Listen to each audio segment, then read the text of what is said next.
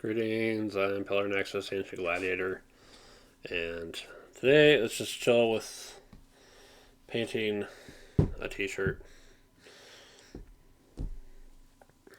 Got my glass of iced tea with me. Just have a nice time today. Yeah, I've had this shirt lying around for like ages. I've had it set aside for um, messing with designs and stuff. As an option, it's like, there, I have this shirt. If I ever want to do what I did with the shirt last time and paint something on it. Last shirt I had, I painted the word exist. I think that one got donated or something. I don't know what I did with that one. If that one's still floating around somewhere, I'd be genuinely surprised. I don't even know why. Why the hell did I paint the word exist on a shirt? I don't know. Some weird face or something. The impetus of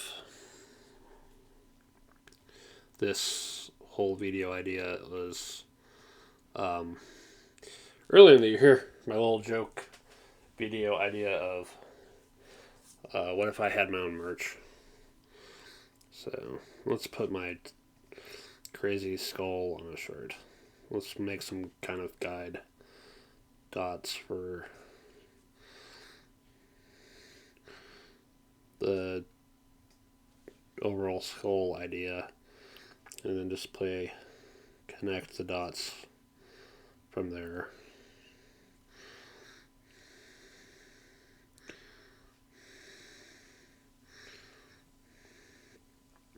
Okay.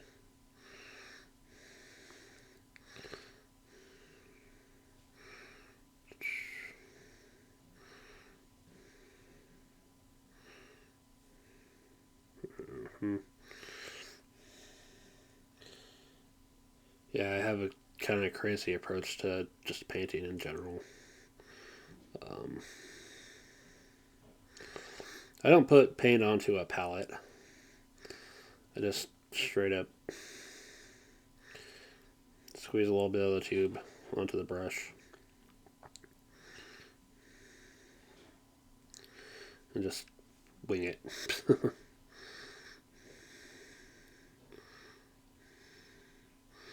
This is my little horned demon skull face that I've done a few different versions of over the year and a half. But I keep coming back to this one.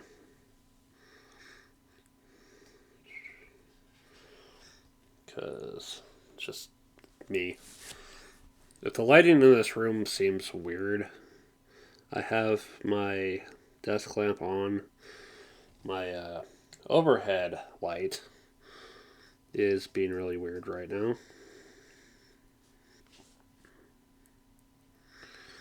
Yeah. So I'm going to try to use it less. Unless I absolutely need to. I'll probably go through all these more guide dots. Probably go through all these lines and go over them once more. Just to be absolutely sure.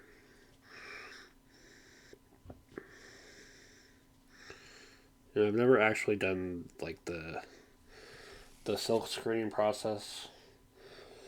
I don't know if that would have been like a better approach to this, but you know what? Freehanding things is how I roll. I don't really mess with patterns for stitching, though I really should. Just have kind of a general idea, measure things as I go. Let's figure it out from there. Okay.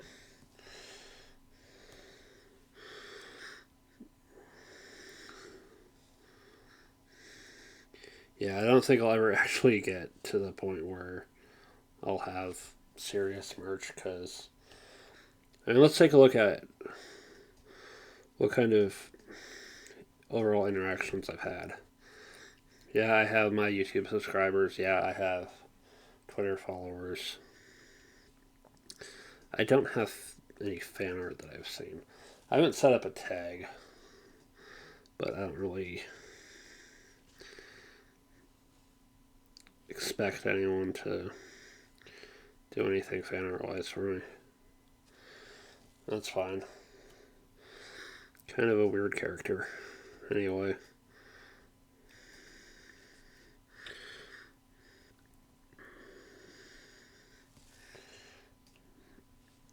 Though I have to wonder what kind of people would be checking my stuff out and wanting to do this. Do like fan art and other crazy stuff. There's the other fan thing is memes. Like I don't really do a whole lot of funny shit, except the occasional song references. Because that's just my approach, I guess.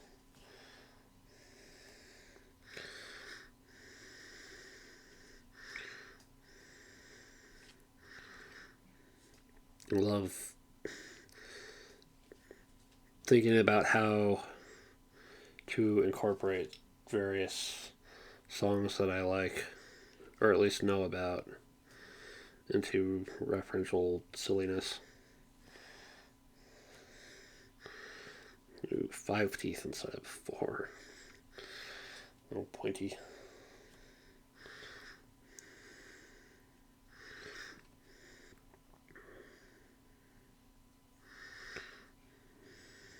At least try to make them kind of mash together.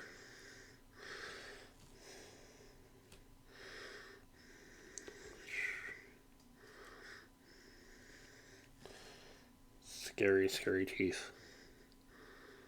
Speaking of which, scariness.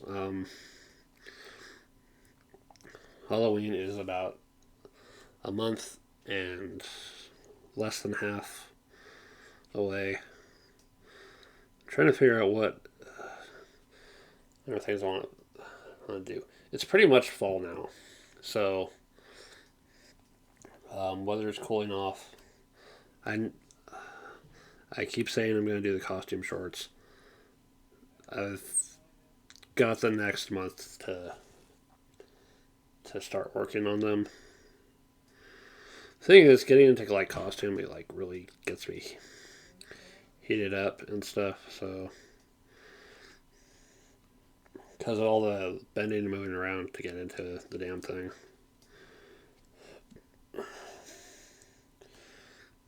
At some point, I'm just like too freaking hot to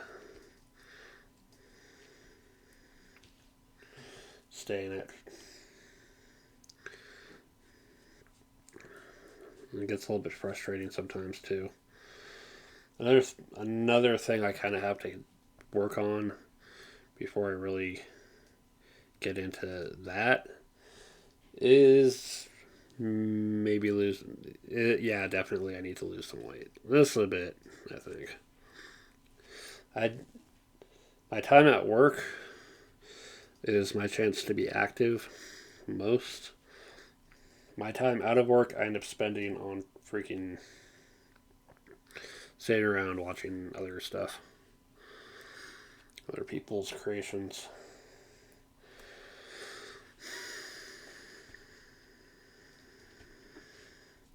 But I have options for finding things to do in my room to be active. One is like doing just stomach crunches or sit ups or anything. Just use my bed or get my freaking exercise mats that I have. Just just for why the hell did I get them? What I thought I was gonna use them for like sound control or something. This room sucks for sound control.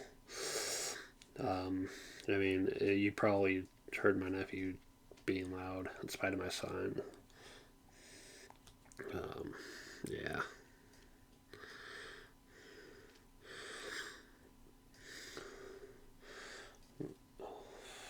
I'm not sure how much longer we're going to be here. At least, until next year. And I honestly hope that if if we do get out of here, that it's not after I've thrown my hands up and said I'm done with this shit with the content creation. See, I keep running into this whole occasional mindset of, damn it, I'm tired, I'm done, I'm not doing this anymore. And then the next, hell, honestly, within like a few hours, I'll be like, you know what? Actually, I do miss doing this. Why did I say I was going to quit? That's being dumb. So I'm gonna try to take this as far as I can. I know there's only so much more I can play of Diablo 2.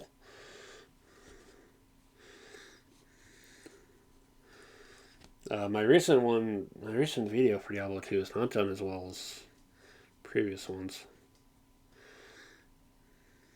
Kind of crazy I was getting for the views I was getting on some of those. But it might just take time. There's stuff I see out of my videos that gets views, long after I've done the video for it. It's like, really? Okay. Well, better late than never, I guess. There are old videos that are still getting views too. It's just consistently, like the Eve Conquest, sometimes Ventura, Runebound, Descent.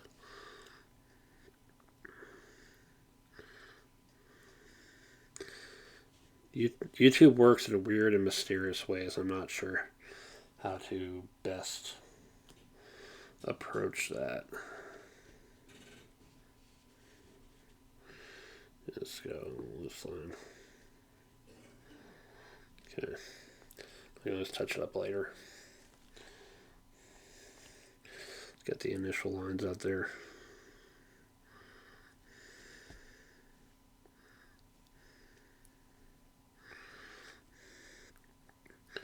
Where the hell am I going to wear this shirt? I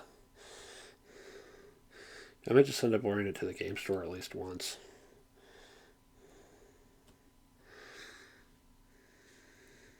Oh yeah, there's also that back of the shirt. And do that crazy Pillar Nexus logo thing. The L's forming the pillar through the wide X nexus. It's still kind of crazy how that even happened. I don't think I was intending for that to happen when I was coming up with my name. I just kind of... Because here's the thing, the whole Pillar Nexus name started with Steam in 2015.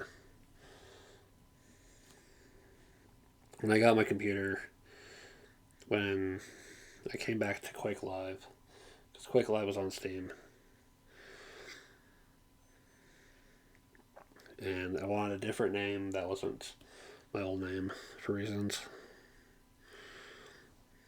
And just mashed a couple words together that wrote some stuff that I was thinking about. Finding the omnibus for Magic Knight Rayearth and thinking about Pillar. Having the album Genexus by Fear Factory and thinking about Nexus. Okay, well, I got my face at least. Let's get some more paint. Because, I'll just squeeze some paint and then I'll have it lying there and I'll just dip my brush in because I need more. I don't know. I don't want to put paint on a palette and have some of it go to waste. The last time I ever had like a palette for paint, I used it to mix this yellow hue and orange paint, and the smell was fucking awful. I wish I had the orange one again to look at the active things, the active ingredient, that vehicle or whatever. I should have centered the T. Oops. It's fine. Let's make the I sans serif.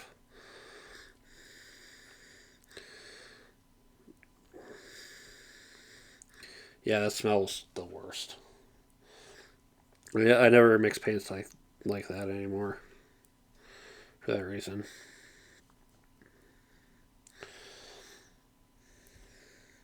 I used to. This is my second time building up a paint set. Got a whole bunch of these little blue handle brushes with a wedge end. I want to take my little nail file and get that shit off there so it's not a fucking wedge that can get underneath my fingernails, whole things.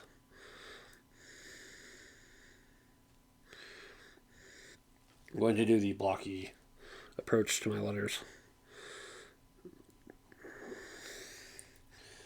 I'm going to take a sip. Hold up.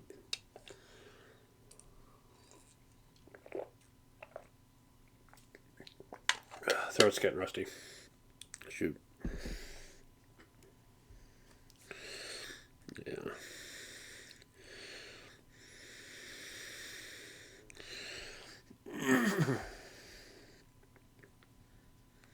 Just another tea a little bit.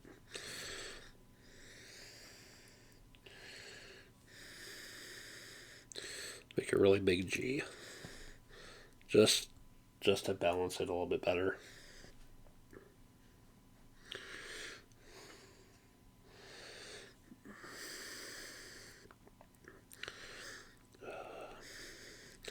I have so many things I've painted over the years, and I don't.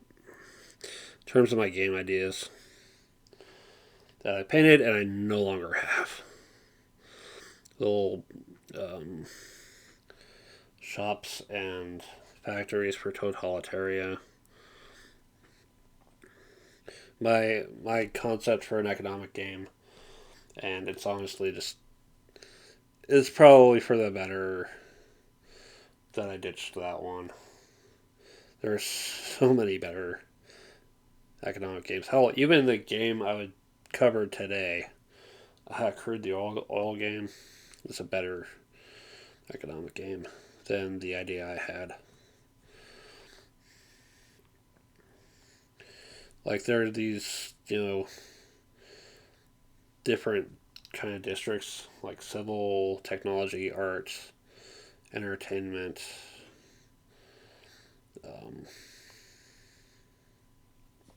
fashion. And then each one had its own little priority. Like, there are three major factors that the demand considers before buying product. If there's less product than the demand, then they'll buy all of it. If there's more, then the priorities will be off of one of three things: price, quality, or trend will be the first. And then what's left out of those two will be the second or the third. And then there's going to be like event cards, like one of the districts was going to go to poser priority, which puts trend first, but then price and then quality. It was a silly idea. It's based on this. I was working a whole freaking story for that world too, that I still have. Day of the Ogre. I recently took the the pages for that one out of the old kind of paper folder with brass bits for holding the pages, and I put that into a plastic and card stock or heavy cardboard binder.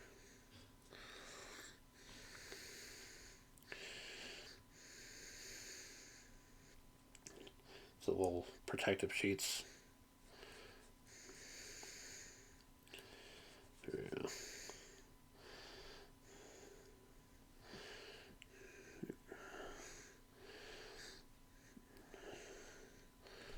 Right.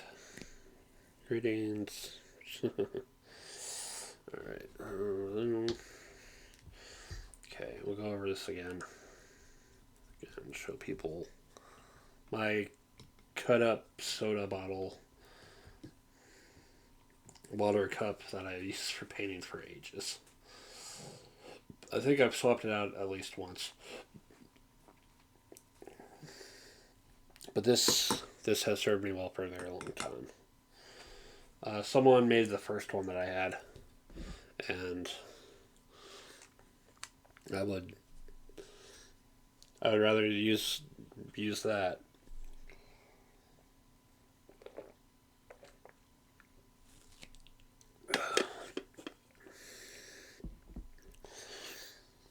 What other games did I design that I don't have the shit for anymore? Obviously, the last two editions of Paradigm.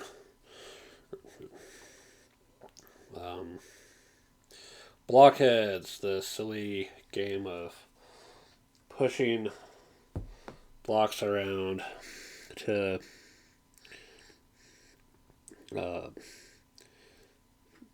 attack your fellow opponents and damage them or force them to dodge in a way that puts them into a bad spot.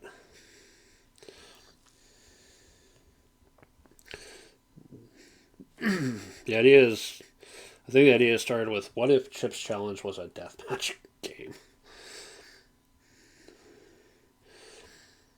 Yeah. That's almost what I want to go back to, but I don't think I can call it Blockheads without stepping on the toes of a game already by that name.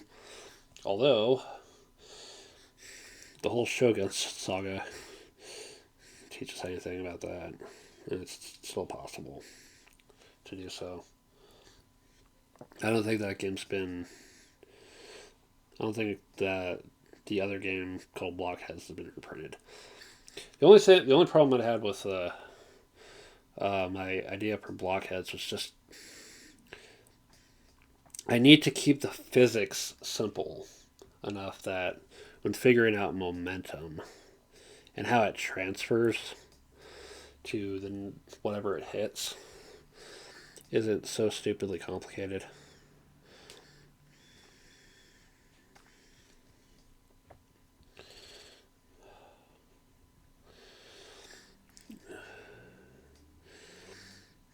See, that's why I don't consider for my own ideas racing games, because I'd be wanting to figure out physics and shit, and it's like, oops, no, nope.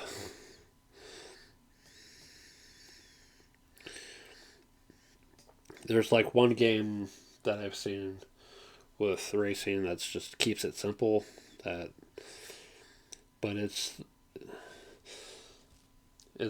also mainly a betting game as well. And it's Downforce, which is just simple: play a card, move forward.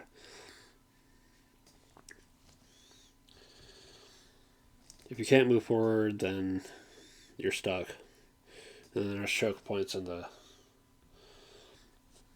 track as well. I've already covered that one in the Board Game League report. Oh yeah, so I was gonna quit the Board Game League report, but I'm actually what I'm gonna do is have the Board Game League stuff as talking points for things like this kind of video. Um, we play a game called First in Flight. If you follow me on Twitter, you've seen the picture of the one guy with his ability to look at more cards when looking at cards from the deck.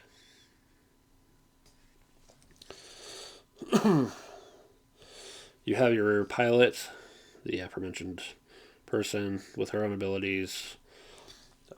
I forget what the other players had for their abilities, but I think they had like money for those ones. That pilot has a special mode that can be reached by hitting a flight record of at least 15. Then you have your little pilot counter on the track. It moves on your turn. You get your turn if you are the person furthest to the back. You can move to any empty space. That lets you do an action and is ahead of you. And then whoever is currently in last on that track gets to take the next turn. If your opponents have jumped far the hell ahead, it's entirely possible for you to take your time and hit all the stuff behind them before jumping ahead. You can gain money.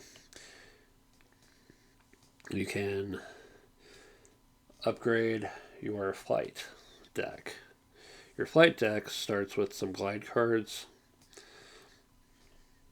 an experience card that's basically worth 2, but there are things that specifically trigger off of experience cards.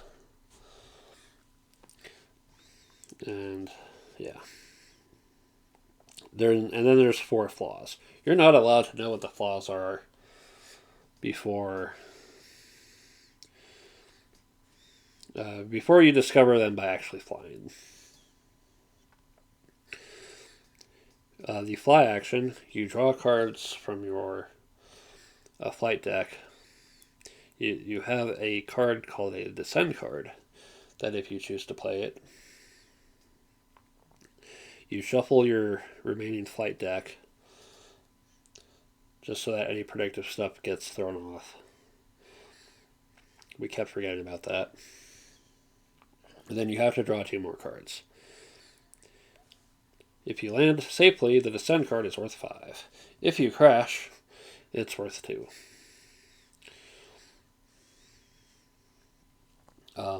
Potential upgrades will add anywhere from 2 to 5. The actual upgrade action, you pay money. You have to pay at least 2. You can pay more. You take that many cards from the upgrade deck, put 2 of them into your deck, your flight deck, and then you get another major flaw at random. Again, you don't get to know it until you discover it. But anyway, when you're for the fly action, if you pull any kind of flight problems, start counting. If you have 4 problems show up, or 4 damage worth of problems show up, you crash. You have to spend 2 time to recover, which means you're going to miss out on some actions.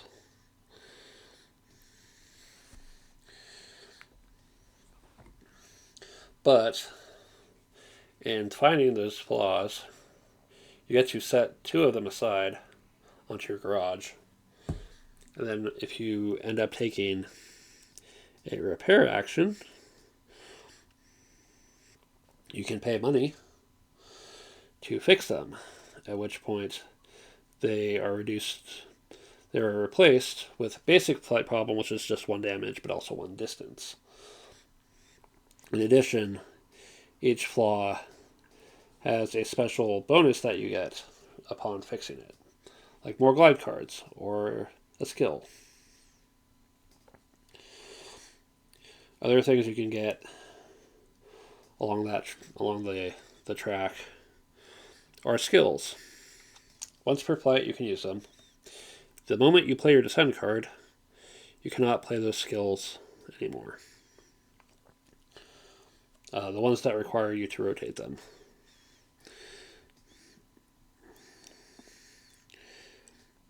You can acquire technology cards, like landing wheels or other fins or whatever. Those just permanently affect your flight no matter what. Nothing can take that away. And finally, you can buy friends. So at the start of the year, here is 1 trip around the track of actions. At the start of that year, there will be 4 skill cards, 2 friends, 2 tech cards. At least with the low player game that we were doing. I'm not sure if the 4-player game would add 1 more each or not.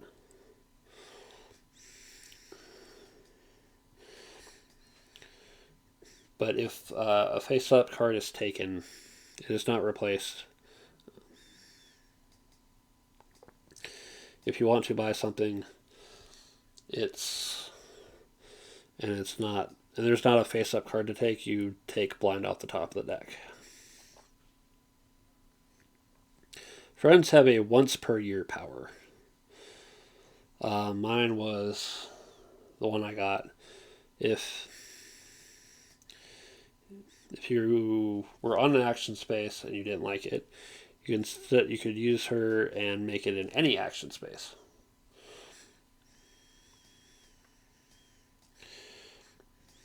Useful if you missed out on a chance to fly, or get money, or get upgrades or fix stuff. Wash this off and straighten out the bristles. But after everyone's gone around the track, there'll be the Michelin Cup. The person with the highest flight record gets big money. Second most, a little bit less. Third most, a little bit less. You're always going to get money at the end of the year. The game is not stupid-ass cruel in that regard, thankfully.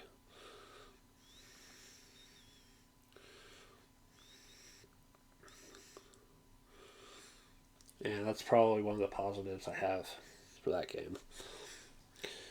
But yeah, with flying, every time you fly, you're aiming to do better than the last time you flew.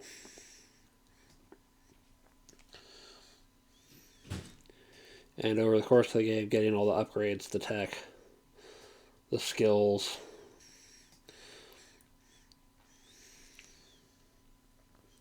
that's all towards making the best flight you can. In a way, it kind of reminds me of Coliseum with making the best performance or program. And you have to keep raising your own bar. There's a game I kind of want to have again, but before I get back to that, let's finish talking about First in Flight. So the game will end after 4 years, at which point each player gets one last chance to fly. Or if someone on their fly action sets a record of at least 40. Each player has one chance to beat the record, and whoever's got the highest at the end of that is the winner.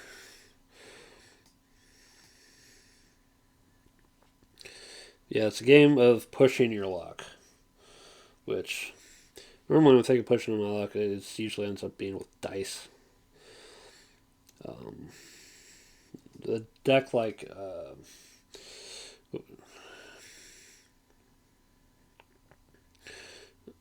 seeing that push your luck with a deck is interesting. Although I think there have been other games that have done so.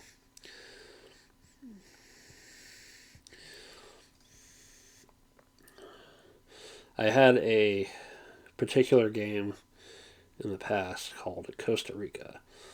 I found that at freaking Tuesday morning of all places, before they shut down in our state, or at least in our city. I don't think is there any Tuesday mornings left at this point. There's currently a Halloween store there now, but anyway, yeah, it's called Costa Rica. It's a game where you had your expedition with these 6 groups with one of each player color. The player taking their turn at the start of the round picks an expedition team to move and moves them. Flip up the place where they go. It'll have something that can be collected for points. It might also have at least one hazard on it. Starting with the expedition leader, they have the chance to bow out and take all the stuff they've uncovered so far. If they don't, then the option passes to the player to their immediate left. It goes around until all players decide to pass or somebody takes it all. If everybody passed, the expedition leader moves it to another space. You cannot move to a space occupied by another group. You cannot move to an empty space. If there's ever a group that has nowhere to go, they're removed. When somebody decides to take the tiles, they are removed from the expedition, and they can no longer. They are no longer involved in the choices for it. Oh, excuse me. All right. And then at the end of the game, you're trying to collect a varied set of animal sightings. If you ever hit like 2 hazards in a row, and are represented with mosquitoes,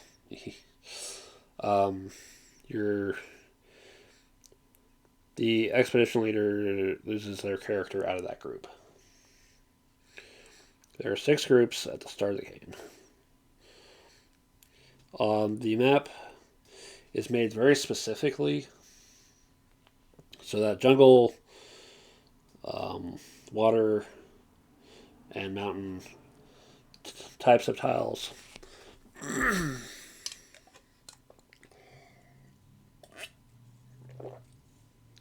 those those types occupy specific spots, but each tile will be of a random type. Some might have 1 animal, some might have 2, some might have 2 different ones. You want a varied set, and you want lots of animals of a single type. Holy crap, my throat.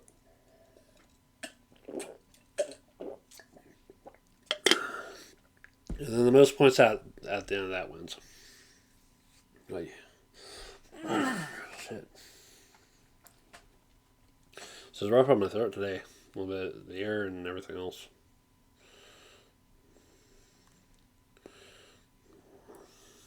Okay.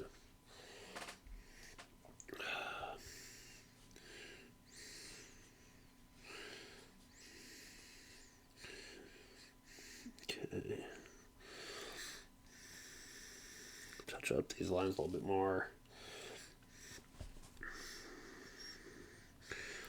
Bristles are fraying a bit. Alright.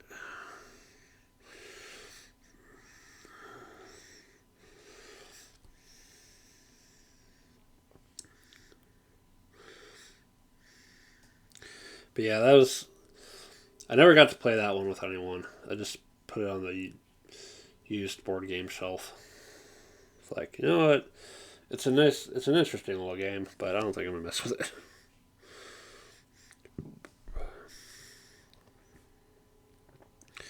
Yeah, Tuesday morning was the place to find the most random stuff.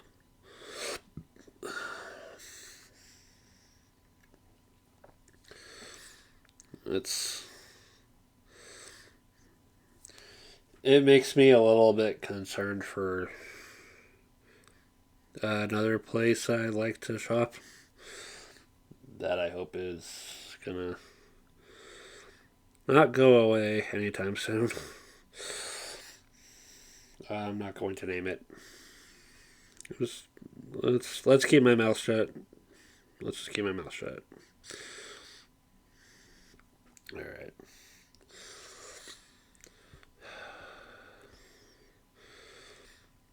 Yeah. Other games.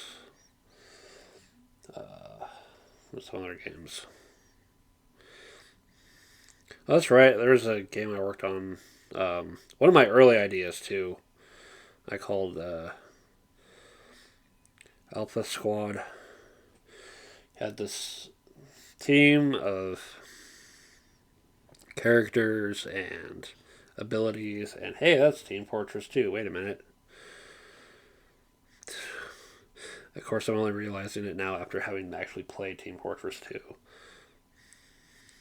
Which I will never go back and play because fuck the player base. Or at least a section of it that's takes shit so seriously. Or otherwise acts like snooty punks. But anyway, you'd have your soldiers, their abilities, your missions.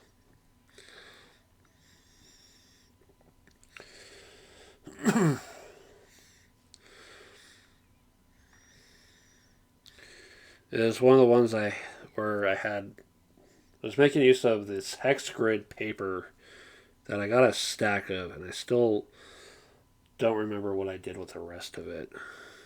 I didn't use it for... The last game I used any of it for was... is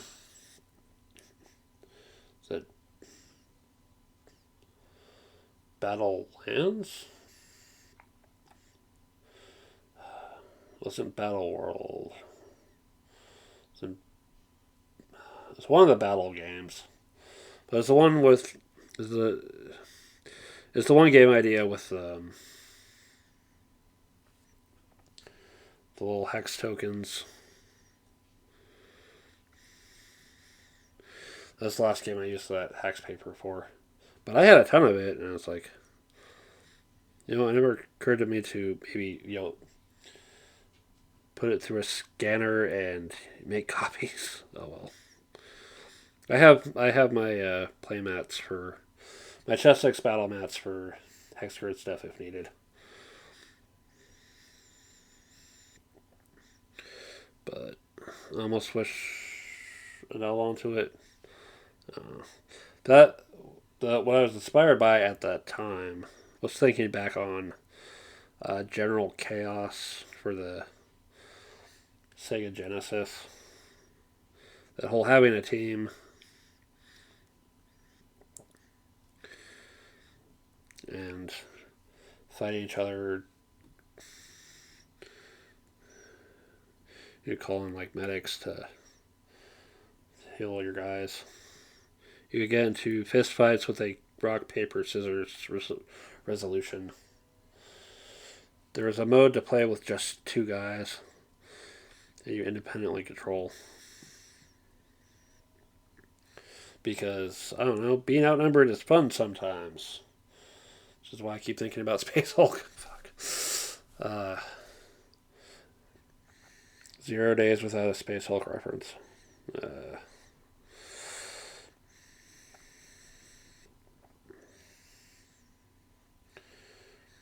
yeah. Whenever I think back on the Sega Genesis, I think about one, my sister's friend having a Sega Genesis with Sega Channel. Yeah, those are some interesting days back then. Discover Mega Man, Wily Wars, Pulse Man, and games split in two, like Sonic 3D Blast getting split in two. One of the Mortal Kombat games got split in two. Games taking minutes to load.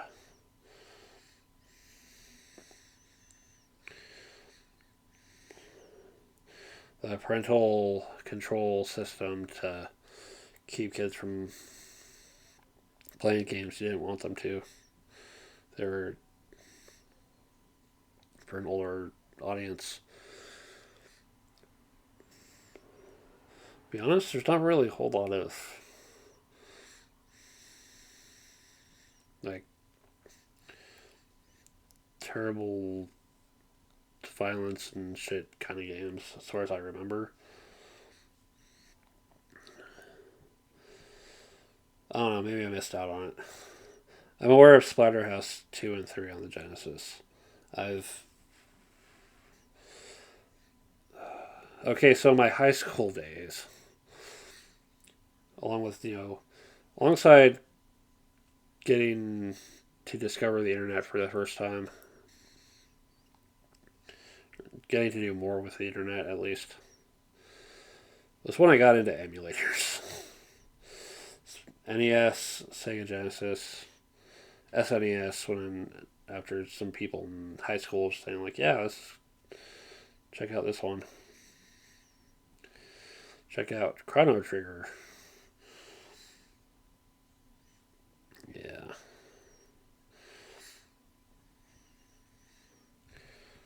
Yeah, it's like, when I was younger, we didn't really have money for stuff like that. I was very lucky to get a Game Boy from my dad for one of my birthdays, and I was super sad when it got stolen. I don't even know who took it. Just disappeared one day. Just stored up in a cabinet, and went to check one day, and it's gone. One of my favorite games from that time, aside from Tetris, was Kid Icarus of Myths and Monsters. Might be part of the reason why I think angels are cool. Anyway,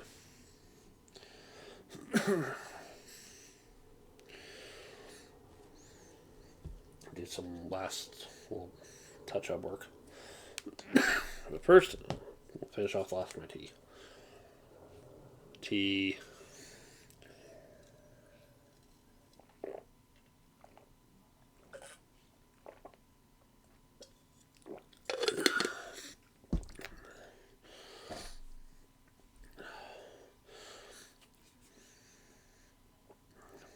Yeah, high school or internet and emulation. Just getting to explore all these games that I missed out on. Or never got to beat because they're too fucking hard. Yeah. I'm glad that stuff exists for like preservation purposes. But I'm also personally happy as, someone who missed out on that stuff. Getting a chance to get through those games. Because, there's a lot of good games from way back when. And I would, if, if I could afford to, get those things, those games. If I ever get to do more as my PNG tuber or as a VTuber or anything.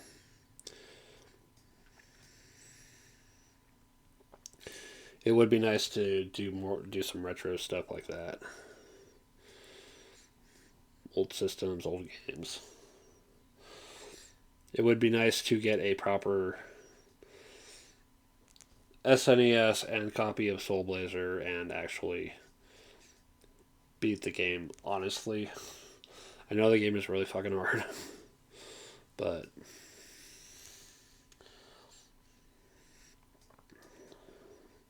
sometimes the honest challenge is the best kind. There was a time when I was doing this advanced vocational education program thing, and one of the guys there was someone I knew from the game store, a fellow student, and also the writer of this fantasy book that I've got that I'm gonna finish reading at some point. I'll make it a day or two and get through that book. But he's funny. He's cool. He likes working on games himself. He let me borrow his SNES, and I had to play a number of games I missed out on, like Earthbound, and Illusion of Gaia, and Super Mario RPG, Legend of Seven Stars. I brought up emulation earlier. It's worth noting that trying to play the Mario RPG on an emulator is a gigantic pain in the ass if you don't have a controller.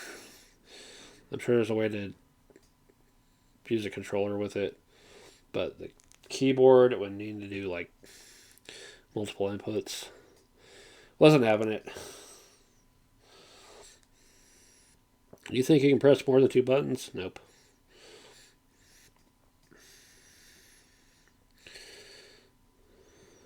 Yeah.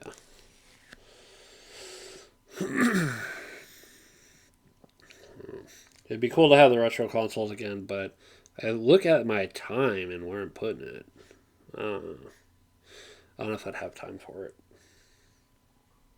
I think I also want to touch it up. Let's see. A little bit.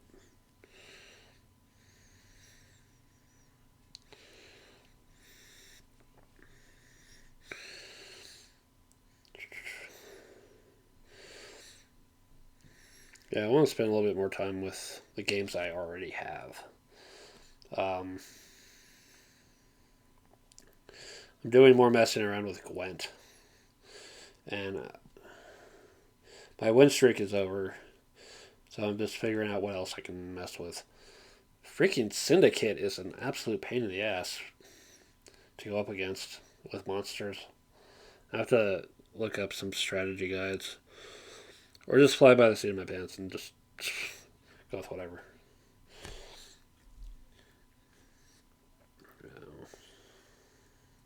A little bit more up here, maybe.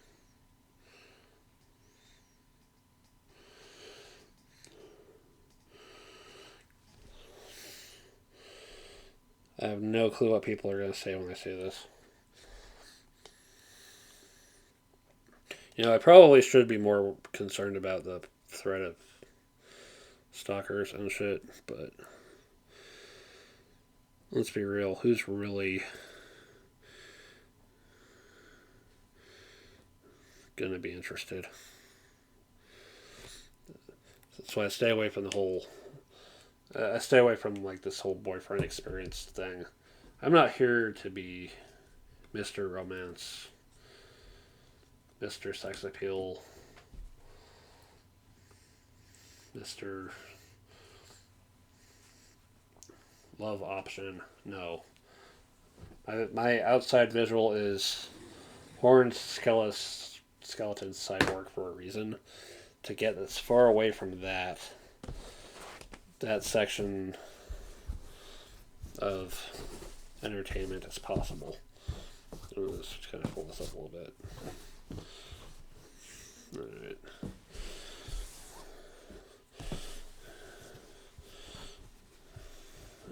Yeah, it's me. I'm a t-shirt now. Woo! Yeah.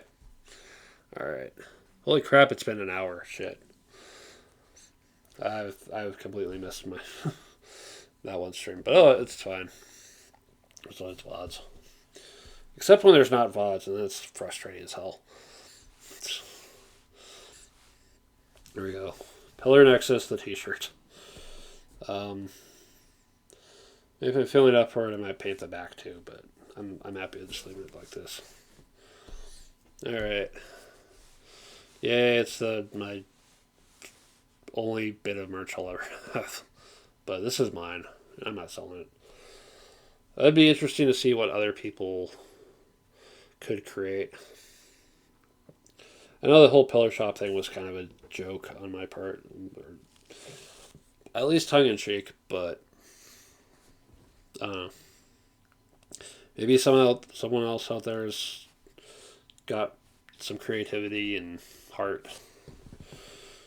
Make something special like this. Alrighty. Well, that's fun. Alright, thanks very much for watching. This has been Pillar. I'll see ya. Hopefully, we'll see if anyone recognizes me by my shirt. Laters.